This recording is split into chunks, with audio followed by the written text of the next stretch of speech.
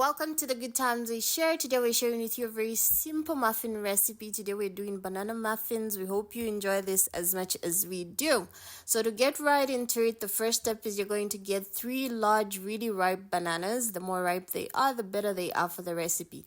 So this should be an equivalent of about 400 grams of banana.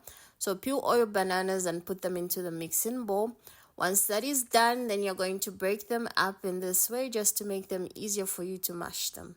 So to mash them, you use whatever it is you have in your kitchen. So I'm using just a fork, and just make sure they're well mashed and all mushy. Once that is done, you're going to add 40 grams of plain yogurt, 15 ml of milk, 2 large eggs, 80 ml of vegetable or olive oil, and half a teaspoon of white vinegar. And then you're just going to mix this up really well, making sure everything is well combined in that bowl. So once that is done, you're going to get another bowl where you're going to put your dry ingredients. So 250 grams of all-purpose flour, 150 grams of sugar, 8 grams of baking soda, and a pinch of salt, and just mix that up really well.